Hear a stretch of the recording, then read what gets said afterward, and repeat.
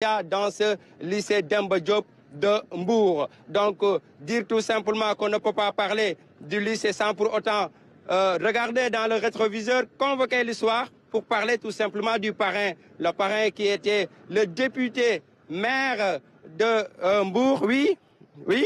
Ici, à l'ENO de Mbour. Donc...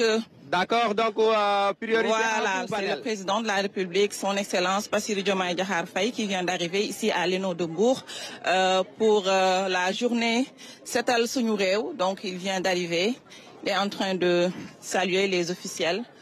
Il est accueilli par le gouverneur de la région de Thiès, mais également par le recteur de l'université numérique El Hadj Hamidou Kane, mais également des autorités civiles et militaires.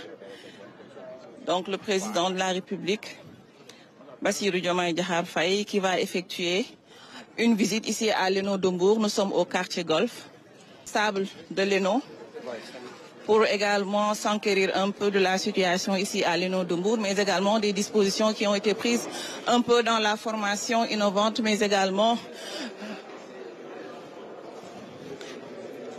la formation des jeunes étudiants de Mbour, là nous sommes à l'amphithéâtre. Là nous sommes à l'amphithéâtre de l'ENO de Mbour pour souhaiter la bienvenue au président de la République, son Excellence Bassirou Diomaye Diakhar Faye. Mais grâce à votre disponibilité, vous nous avez accordé cette journée qui est très spéciale pour nous en tant que des étudiants. Je réponds au nom de Doudoulo. Je suis le président des étudiants de la Fédération nationale des étudiants de l'Université numérique Cheikh Ahmadou Bamba.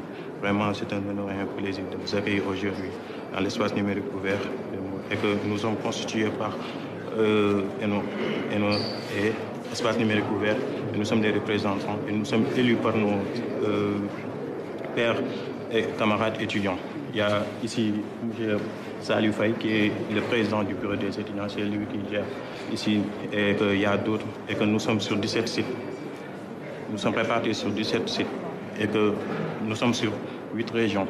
Et que vraiment, des fois, nous rencontrons des difficultés.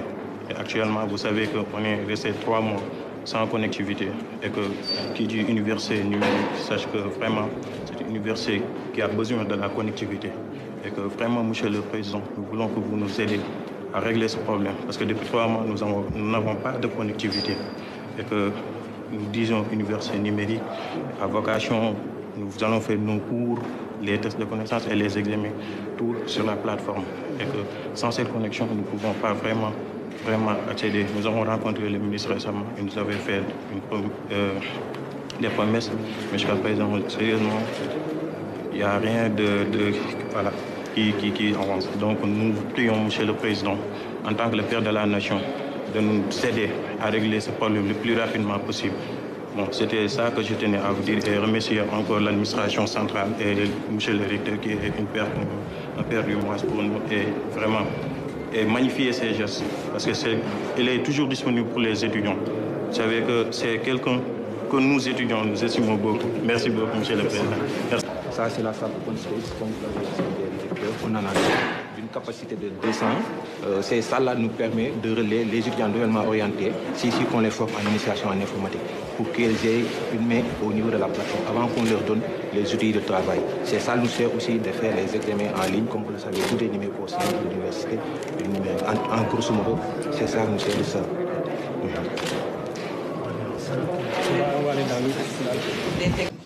Ki nga xamante ni mooy président de la République Bassirou Diomaye Diakhar Faye mu ngi nii si ci Mbour. Numérique, sur l'intelligence artificielle, etc. Mais nous avons également un pôle qui porte sur tout ce qui est sociologie, anglais et sciences de l'éducation.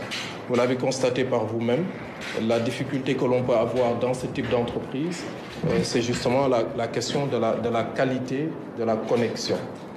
Plus l'ENO est reculé, plus nous pouvons avoir des difficultés sur la connexion.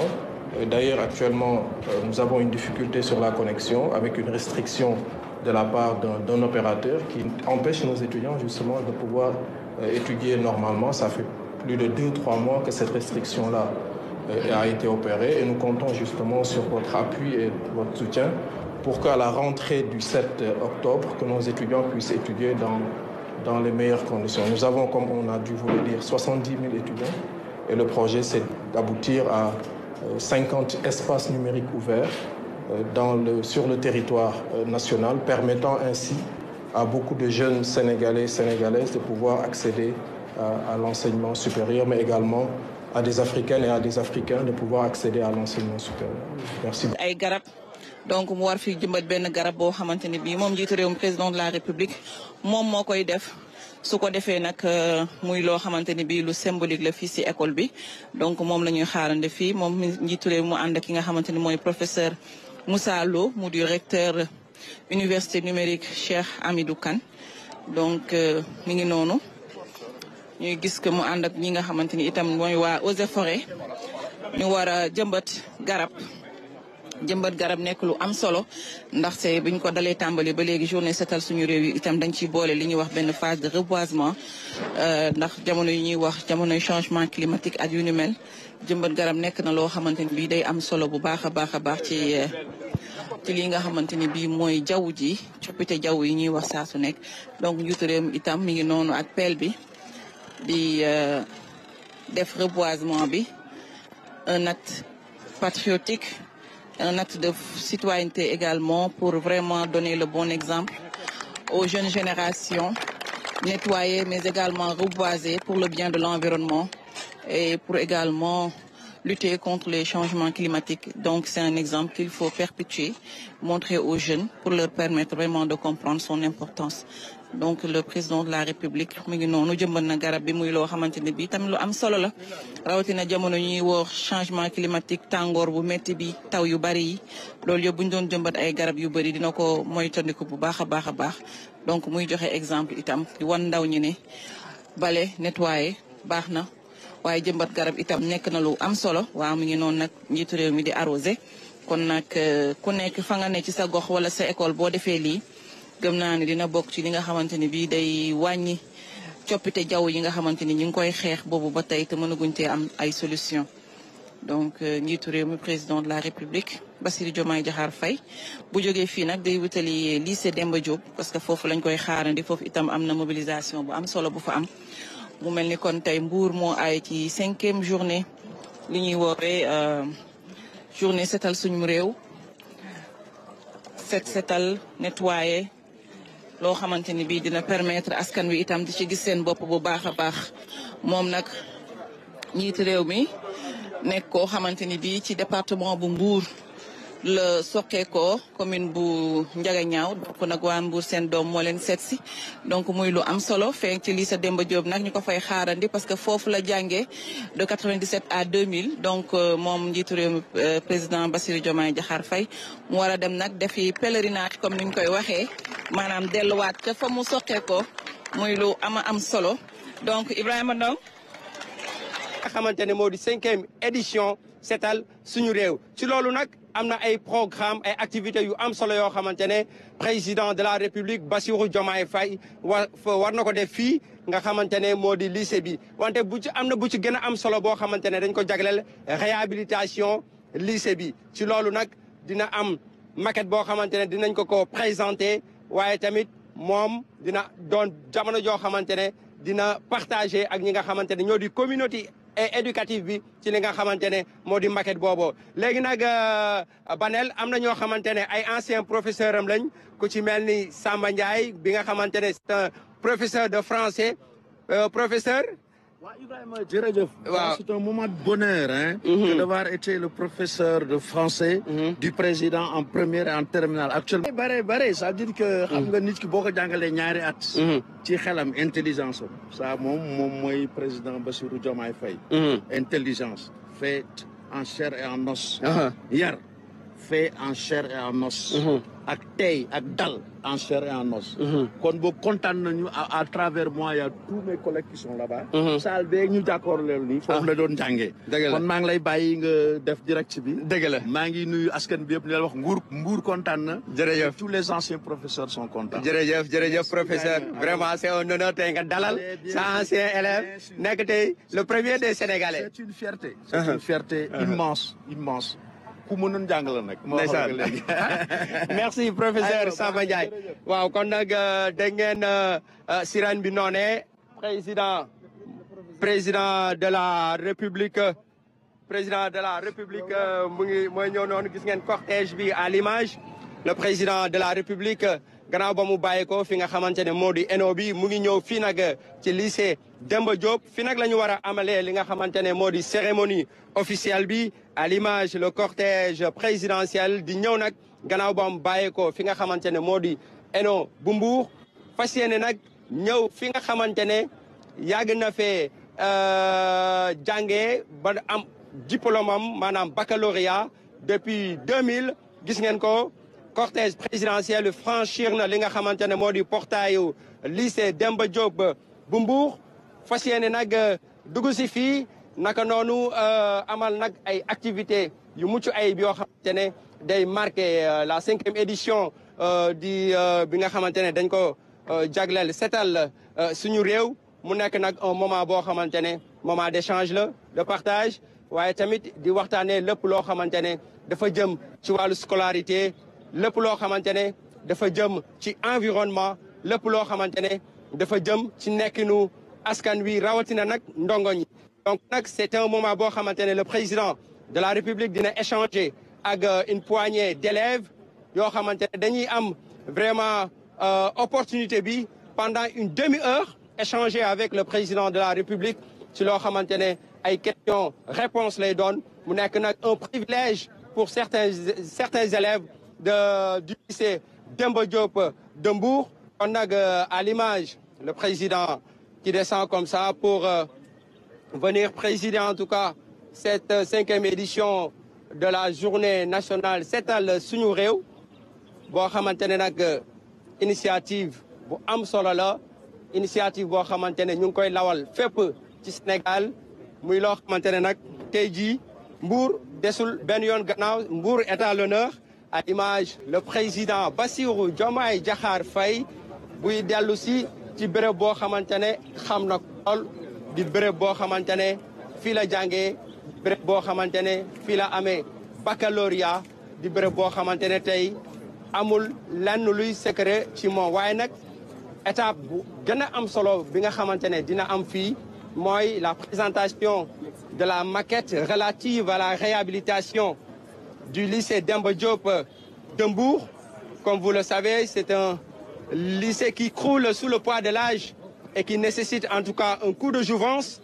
Les autorités l'ont compris et c'est ce qui explique aujourd'hui cette volonté de réhabiliter le lycée Demba Diop pour permettre aux élèves d'être dans d'excellentes conditions d'études et de performance. Donc, à l'image, le président de la République qui vient comme ça pour procéder à la levée des couleurs en présence de la musique principale des forces armées, mais aussi en présence du détachement du bataillon blindé de Thiès sous les ordres du capitaine Denician Diatta.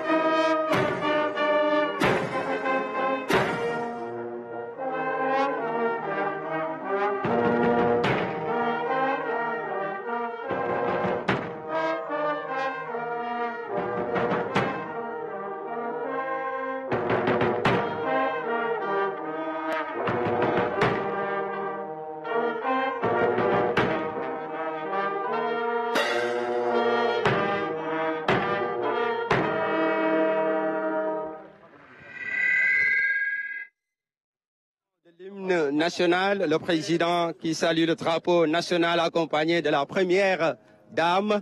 Donc c'est parti donc pour le début des activités, comme vous le voyez à l'image.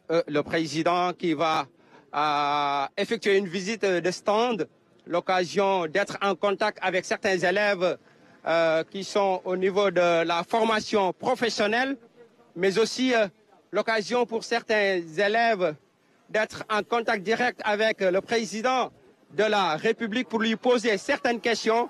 Donc, comme vous le voyez, il y a un public qui est là pour accueillir, souhaiter la bienvenue à un ancien pensionnaire du lycée Demba Diop, le président Bassirou Diomaye Diakhar Faye, le premier des Sénégalais qui est aujourd'hui accueilli dans son ancien lycée. Donc un moment important, un moment solennel que vous voyez comme ça à l'image à l'aide de la magie de la télé. Kon nag mbokk yi gis ngeen li nga xamante ne tey jii moom la ñuy dund fii ci lycée Demba Diop, le président de la République Bassirou Diomaye Diakhar Faye yegsi na fii fas yéene nag saafonteeg ñi nga xamante ne ñoo di ndongo yi. Gis ngeen tout tànk yi nga xamante ne mu ngi saafonteeg ñoom muy lu am solo nag ci li nga xamante ne moo di séquence bi ñuy dund ay tout tànk c'est de la maternelle ñooy saafonteeg ki nga xamante ne moo di le président de la République Bassirou Diomaye Diakhar Faye accompagné de la première dame et d'une forte délégation pour assister à cette journée de seetal suñu réew. Kon nag gis ngeen ñi nekk fii nag ay ndongo lañ ay élèves yoo xamante ne ils sont issus d'instituts ci wàllu formation professionnelle muy loo xamante ne nag lu am solo la parce que souvent dañu naan ngir nga am des ressources humaines de qualité il faut vraiment xam-xam maanaam le savoir. Donc il va poser la première. Allez, vous avez le président. Monsieur le Président, allez. Monsieur le Président, est-ce que vous ne pourriez pas vous mettre au centre?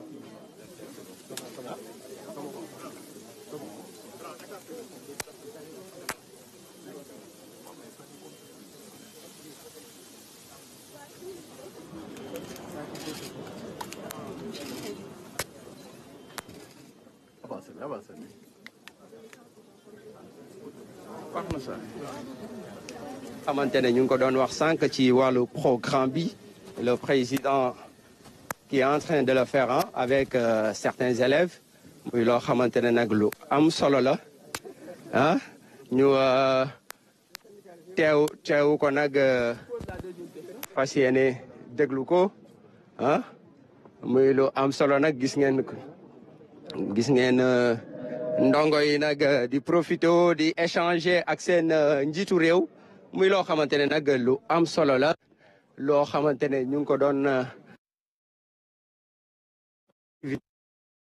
moom lañ ko waroon a defal ci ndawam moom lañ ko defaralu kon nag à l'image ñu gis ne président def na li nga xamante ne moo di échange bi kon nag da ngay gis ne day dem ci beneen activité boo xamante ne dina ko def ci fi nga xamante ne moo di lycée Demba Diop ci yooyee activité nag war na rencontrer ses anciens professeurs waaye tamit gis nga mu ngi procéder au reboisement bi nga xamante ne c'est avec la présence des eaux et forêts muy loo xamante ne nag dina ko def waaye laata boobu day participer d'une manière symbolique aux activités de nettoiement bi nga xamante ne tey jii moo ñu fi taxal daje.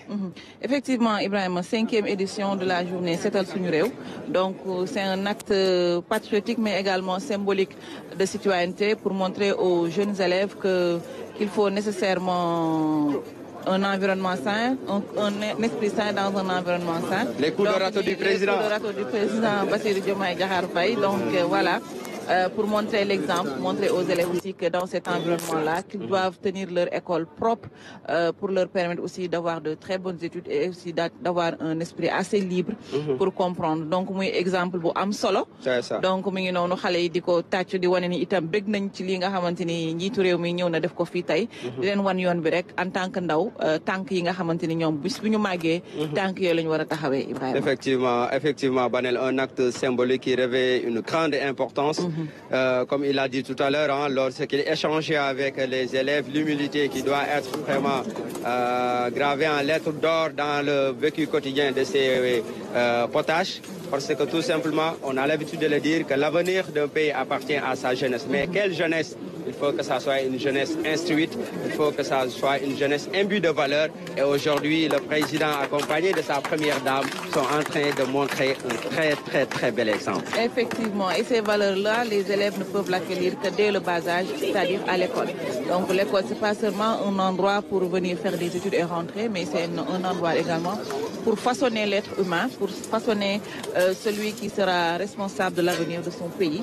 Donc je pense qu'à travers ces exemples, le couple présidentiel qui donne des coups de râteau et des coups de balai à l'ancien lycée du président, je pense que c'est un symbole fort qui pourra permettre à ces jeunes-là de rêver grand et de se dire que c'est possible. Parce que lui, le président de la République, quand il venait ici en 97, si on lui avait dit que quelques années plus tard, il reviendrait ici en tant que chef de l'État, peut-être qu'il n'aurait pas cru.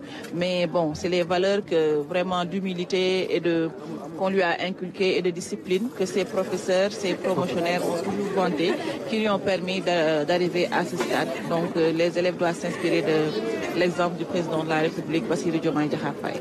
Effectivement, Bassirou Diomaye Diakhar Faye qui revient sur ses pas 24 ans après, près d'un quart de siècle, parce que, faut-il le rappeler, c'est en 2020 qu'il a obtenu son baccalauréat ici au lycée Demba Diop de Mbour, qui a ouvert ses portes en 1985 avant de porter le nom de feu Demba Diop, ancien député maire de la localité, arraché à notre affection Banel, un certain 3 février 1967, qui a été donc assassiné. Donc que la terre lui soit légère. Et aujourd'hui, il est important de regarder dans le rétroviseur et de s'inspirer de ces valeurs, qu'incarner ces personnalités-là. Et aujourd'hui, il est heureux de transmettre ces messages, ces valeurs à ces jeunes qui aujourd'hui seront les futurs dirigeants de ce pays. Donc, école Demba Diop, pour voir que symbolique au-delà président de la République,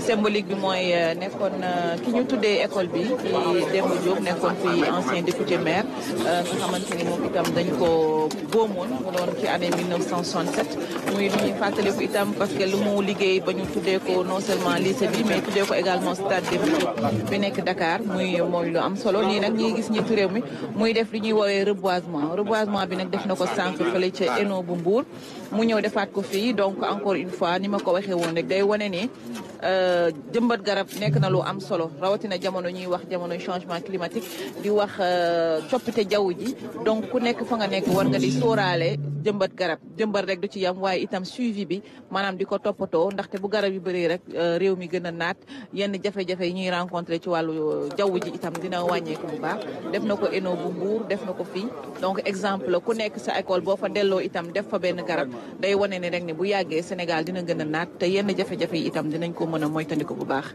Ibrahima. Banel, en tout cas, c'est un acte qu'il faut perpétuer, qu'il faut encourager, mais surtout qu'il faut, pour moi, ériger en lettres d'or, surtout au niveau des établissements scolaires. Nous sommes dans un contexte marqué par le dérèglement climatique avec son lot de conséquences. Et si aujourd'hui vous voyez un peu les dégâts des inondations dans la sous-région, un peu partout dans le monde, ça en dit long en tout cas sur ces problèmes qui sont liés au dérèglement climatique et qui nécessitent une certaine prise de conscience, une certaine manière de faire. Et c'est aujourd'hui heureux de voir que aujourd'hui nos chefs d'État, nos autorités ont eu vraiment cette présence d'esprit de pouvoir anticiper sur certaines questions. Parce que si aujourd'hui on convoque l'histoire, on peut tout simplement parler de la grande muraille verte qui qui a été initiée au temps de Maître Abdoulaye Wade, qui était une idée ingénieuse, vraiment qui va de Dakar à Djibouti. Et aujourd'hui, on sait que le concept du principe est aujourd'hui en train d'être encouragé au niveau des COP qu'on organise, mais il est important la préparation de ces générations doit être anticipée. Et c'est cette préparation de ces générations-là qui prépare la personne à pouvoir après acquérir les compétences qui sont transmises à travers les matières.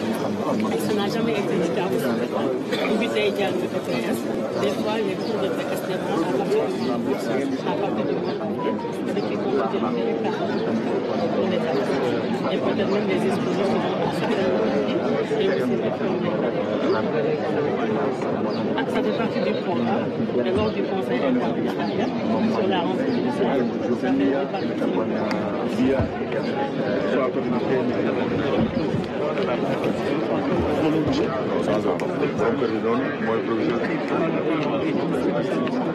une très belle image, sûrement, qui va rester gravée dans les annales du lycée Demba Diop. Présentement, le président de la République est devant le drapeau national. Donc, peut-être pour une séance d'explication un peu avec les responsables de l'école pour discuter un peu de l'importance de... Ouais, d'avoir une plaque. Ah voilà, apparemment, oui, c'est on va essayer de savoir ce que c'est. Ah ok, c'est l'arbre qui a été planté par son excellence Bassirou Diomaye Diakhar Faye.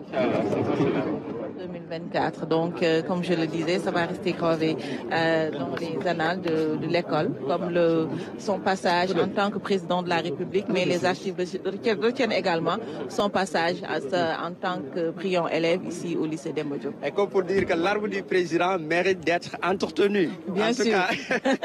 Bien sûr, ça c'est de la responsabilité de tous les élèves qui sont ici. Le proviseur. Voilà, surtout. Voilà. Le proviseur et ses élèves. C'est ça. Donc, Banel, garab bi nga xamantene président de la République jëmbat na ko ak voilà gis nga bu ngi ñëw di saafonteeg ñi nga xamante ne ñoo di public bi parce que gis ngeen am na ñoo public boo xamante ne dañoo ñëw spontanément ngir dalal seen président de la République dalal ki nga xamante ne c'est un ancien pensionnaire du lycée Demba Diop muy loo xamante ne nag lu am solo la parce que daa am loo xamante ne taarix la te tey président de la République gannaaw bu mu bàyyee ko fii 24 ans tey honneur la si moom mu dellu si ci bërëb boo xamante ne xam na ko bu baax ndaxte fii la amee diplôme baccalauréat laata muy wutali université donc wéyali jàngam ba tey yàlla def mu nekk le 5e président de la République du Sénégal le plus jeune président que le Sénégal ait connu donc tey jii muy fierté tey jii mu ñëw fii ngir benn activité bu spéciale jëm ci set parce que nag set daa am loo xamante ne mooy lépp tey set dina sa def ko digle n'est-ce pas dañoo ne balaa ngay def lépp faaw nga set balaa ngay lekk il faut nga set lépp looy def daal set moo ci jiitu kon tey jii setal boobu nag Banel man je dis nag nga pas salir moo gën bañ a tilimal boobu nag tey moom la ñu war a gën a jiital ne nettoyer parce que mënu tout le temps dañuy nettoyer ce sont des aptitudes yoo xamante ne am nañ ko mais tey dañoo war a inculquer ndaw ñi ñi nga xamante ne de la maternelle ba primaire CM2 ñu inculquer leen yenn valeurs yoo xamante ne dafa jëm ci civisme jëmale ci wàllu woowee civisme nag mooy bañ a taqal bi nga doon wax laabal bi itam am na solo wala itam xale yi ñu xamal leen ni kenn warul jël lekk boo lekkee pare sànni xamal leen ni itam fi nga nekk sa environnement yow yaa ko war a setal bu ñu war ñu bañ ni rek lii ñun ñëpp a ko bokk parce que Sénégal loolu mooy problème dañ naan par exemple ñu ne mbedd mi mbeddum buur la donc chacun fait ce qu'il veut ku nekk bu jàppee fa mu nekk ni yëfi boppam la rek foog naa dina mën a set donc mu mel ni kon ndaw ñi ñooy ñëw fii ba léegi di saafonteeg njiitu réew mi président de la République Bassirou Diomaye Diakhar Faye kontaan bu ñu am ci moom ak mbégte bi nga xamante ni bii aussi mi ngi leen koy procurer parce que itam exemple la si ñoom donc xale yi génn nañu sànq itam ci golf ca Eno ba xale yi ñoom ñëpp ñoo génnoon ngir tertu ko lii day wane rek ni exemple boo xamante ni bii njiitu réew mi di président de la République mi ngi koy won xale yi muy lu am solo loo xamante ni bii xale yi itam dañ ko buñ ko gisee dañ ciy màggaale xam ne itam njiitu réew mi lii mu am tey ñoom mën nañ koo am donc xale ba nekk ca au fin fond de Mbour gannaaw njaga ñaaw sax war naa mën a prétendre ni moom ëllëgi si biir mën na dem ba nekk njiitu réew mi dellu si waat ci école bi nga xamante ni bi fa la doon jàngee mu mel ni am na solo Ibrahima faak aussi ñu koy fàttali ndaw ñi saa su nekk di ko fàttali itam parents yi ñuy inculquer seen i doom ay valeurs inculquer professeurs yi itam inculquer seen i élèves ay valeurs parce que ci ay valeurs rek la ñu mën a jubbantee suñu ndaw ñi parce que jamono ñu dañ nekk ci crise de valeur comme niñ koy waxee saa su nekk donc foog ñuy am loo xamante ni tout le temps mooy delloo si xale yi di leen wan yoon bu baax bi donc président mi ngi noonu mu mel ne instant bi nag dafa war a dem fii li ñuy wax atelier yi nga xamante ni foofu la ñuy defee réparer table banc yi Ibrahima daa mel ni foofu la war a dem parce que fii tamit dafa mel ni am na lu mel noonu ngir dimbali xale yi ak enseignants yi seen table banc yi bu yàqoo ñu am fu ñu koy defaree ci wàllu formation professionnelle la ba tey loolu Banel dafa mel ni transition booy defar rek ci jëm ci wàllu réhabilitation bi nga xamante ne moom la ñu war a defal lycée bi parce que Banel boo xoolee lycée bi tey li fi jaar ci ay kilifa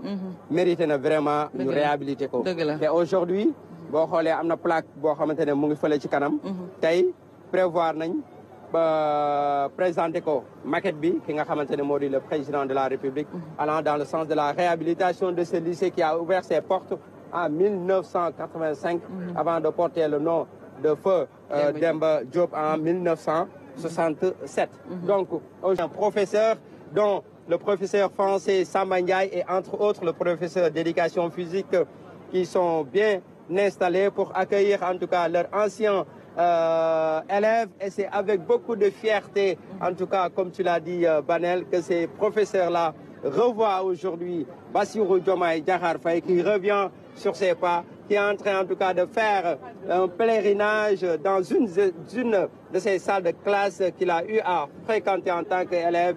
Et aujourd'hui,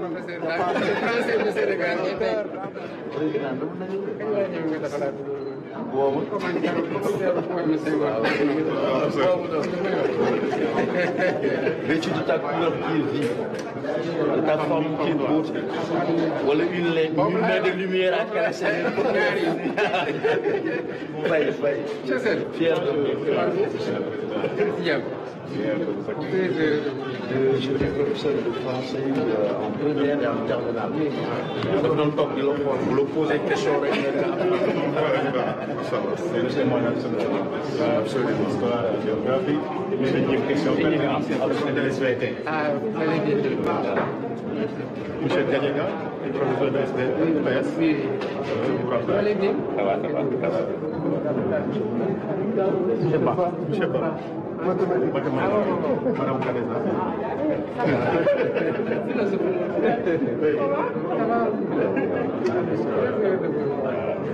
Monsieur Faye, Abdou Faye, de français.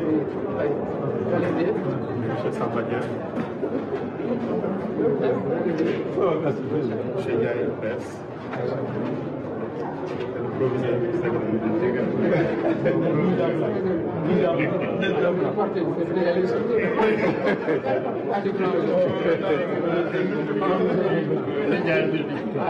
Voilà, c'est ça. Je suis très heureux. Nous sommes fiers de vous rencontrer. Nous sommes fiers qu'il n'est pas donné à nous enseignants. Et enseignants de la présidence. Ñu ngi rafetlu bu baax sa taxawaay li nga doon dale ci classe bi ñu ko doon waxee ak sa intelligence macha allah say masla loolu mooy sa doole yal na la yàlla dooleel ndax bu yàlla dooleel doo fakastal nous sommes très fiers nous sommes très fiers. Vous nous avez tous fait aimer vos matières à le niveau de maîtrise. Sérieux avec lequel vous avez pris en charge de formation. C'est ça que je disais tout à l'heure, les jeunes là, ce qui valorise la fonction enseignante, c'est pas déjà, ça c'est reconnaître. Je crois que vous voyez le résultat de votre investissement et évidemment, le plus grand, vous ne le voyez pas. Il y a des milliers d'élèves qui sont et qui tiennent ce pays-là. qui tiennent ce pays-là. Il y a un niveau certainement où la solennité est plus importante, mais ça c'est énorme, c'est du lourd. C'est pour tout simplement montrer en tout cas sa satisfaction, sa fierté pour son ancien élève qui est revenu comme président de la République dans son ancien lycée Demba Diop. Et c'est avec ces mots forts que le professeur d'histoire et de géographie a tout simplement parlé de son ancien élève, tout comme le professeur Samba Ndiaye qui l'a enseigné en première et en terminale pour ce qui concerne le français, et d'autres professeurs qui sont là pour aujourd'hui accueillir leurs anciens élèves avec beaucoup de fierté et de satisfaction. Fierté, satisfaction, mais également honneur de recevoir son ancien élève devenu président de la République. J'imagine que le bonheur qu'il ressent aujourd'hui, parce qu'un professeur ou un enseignant n'a que cette satisfaction en fait, de revoir son élève quelques années plus tard, devenir quelqu'un dans ce pays. Et notamment maintenant quand il dirige les destinées de son pays, c'est encore mieux. Donc j'imagine que pour eux aussi ça doit être un plaisir très très très grand.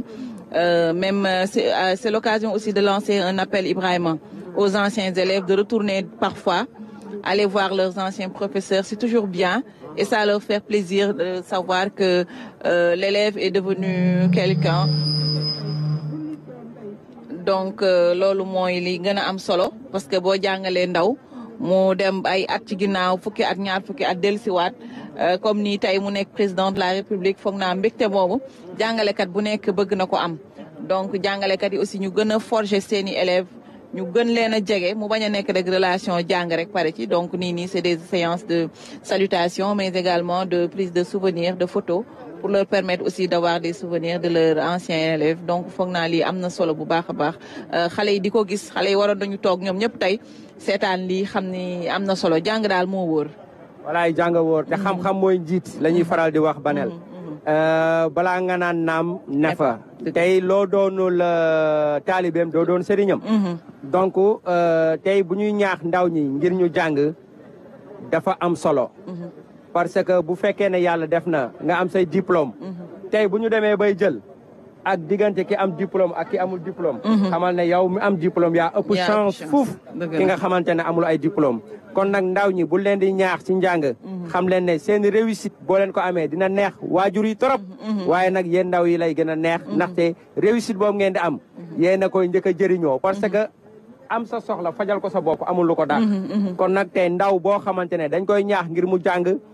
moom njëriñam la ñu bëgg. avenir bu mucc ayib lañ ko bëggal. te moytu aussi tey président wax na ko sànq mooy mbëkk mi émigration clandestine bi mu ngi wéy di faat ay bakkan. te wërsëg tey dafa am wërsëgu tànk. ak wërsëg boo xamante ne tey daf lay fekk si. mais li am solo ba am solo mooy am na yoo xamante ne risques yi jaru ko. te et pourtant le paradoxe mooy Banel li ñuy bañ fii des fois. bu ñu demee fee ils font pire. Pire effectivement. xam nga liggéey yi ñuy bañ fii. bu ñu demee fee ils font pire. La semaine passée bi ñu demee Ziguinchor.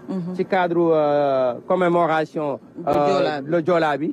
dañoo dugg ci àll ñaagis bi rencontré fa ay jeunes yoo xamante ne. xoolal titulaire de master 2. ay étudiants de. mais xoolal ay ferme agroécologique la ñu daal di créer foofu. ay structures yu mel ni programme de valorisation des chaînes. de valeur du Proval CV ak yeneen structure daal di leen di accompagner ngir vraiment ñu naatal seeni ferme ci clôture ci ay pompe solaire ak ci lépp loo xamante ne jumtukaay la ngir ñu jëm kanam. Donc ce sont des jeunes yoo xamante ne tey ils doivent être cités en exemple, des champions qu'il faut vraiment valoriser won ndaw ñi ne c'est bien de réussir, mais avec la manière. Effectivement, les montrer en exemple. Et ça, je pense que la RTS est dessus. Parce que dans sa mission de service public, il y a beaucoup de portraits qui se font de gens qui ont réussi, de gens qui sont allés à l'étranger. Ce qu'on... En centrale, structurale, nous avons voulu en fait accepter... Ici, là où vous avez planté tantôt l'arbre, c'est permettra en fait de faire une connexion entre les blocs pédagogiques et les deux axes. Maintenant, dans le lycée, c'est que quand il a fallu faire des extensions, il n'y a pas eu d'harmonie. Donc maintenant, l'idée et l'âme du projet, c'est de concentrer tout ce qui est bloc administratif vers les deux axes centrales. Et maintenant, en fait, de faire de l'autre côté une extension pour zone active, zone de loisirs et culturelle. Donc, c'est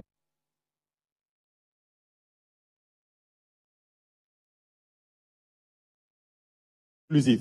L'idée, en fait, du projet de base également, c'est qu'à terme, qu'on puisse... Tout à fait, tout à fait. Donc, en tout cas, c'est la vision du ministère.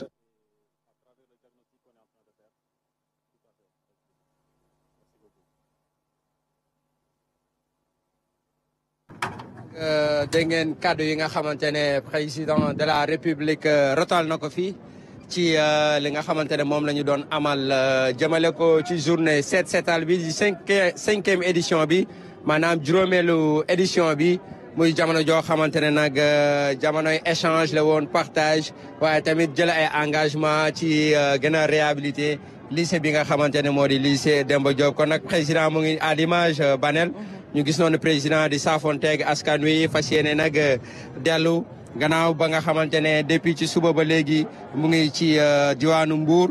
tey jii nag mu am yu bëri yoo xamante ne jot na fee xew bi mu commencé ci ENO bi nga nekkoon dalal ko fa ba pare gunge si ko ba noppi dalalaat ko fii nga xamante ne nag moo di lycée Demba Diop boobu ba léegi depuis ci suba mu ngi woon fii ngir vraiment amal ay activités yu bëri jëmale ci journée Setal suñu réew. Effectivement, Ibrahima, c'est la fin d'une belle journée de retour aux sources, comme le président l'a dit tout à l'heure.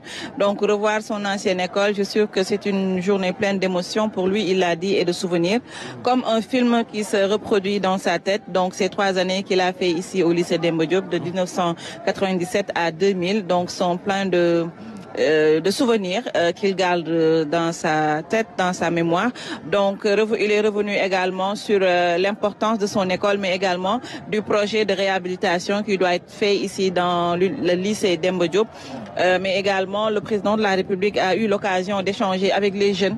Et je pense que c'était très important, cet échange direct entre le président de la République et les jeunes élèves du lycée Demba Diop, pour leur permettre également de discuter avec lui, de lui poser des questions, pour que lui aussi, il puisse leur donner son opinion sur l'actualité, mais également sur l'importance des ressources humaines ici au Sénégal.